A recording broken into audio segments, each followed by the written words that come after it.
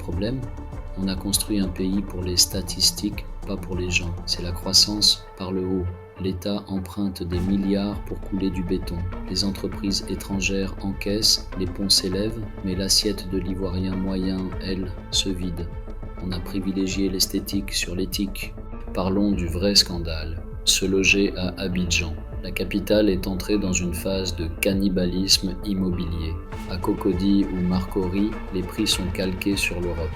Un appartement décent, c'est 500 000 francs CFA.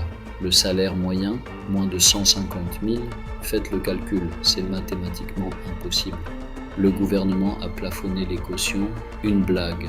Dans l'ombre, les agences exigent 1 an d'avance. Les déguerpissements à Gesco ou ailleurs ne sont pas que des mesures d'urbanisme, ce sont des purges sociales. On déplace les pauvres pour que les riches puissent admirer la vue.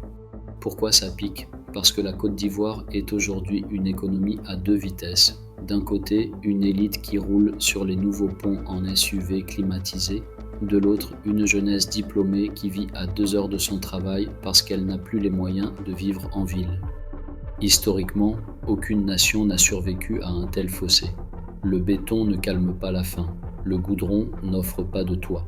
En 2026, la Côte d'Ivoire est à la croisée des chemins. Soit elle humanise son économie, soit elle prépare une explosion que même le plus beau pont du monde ne pourra pas contenir. Le miracle ivoirien est une réalité technique, mais c'est un échec social. Il est temps de demander des comptes. Le développement doit servir l'homme et non l'inverse. Êtes-vous fier de cette Côte d'Ivoire bling bling ou avez-vous peur pour l'avenir de vos enfants? Donnez-nous votre vérité en commentaire. Pas de censure, juste la réalité. Abonnez-vous à Afrospeak. On ne vous vend pas du rêve, on vous donne les clés du monde réel. Partagez cette vidéo. Le silence est le meilleur allié de l'injustice.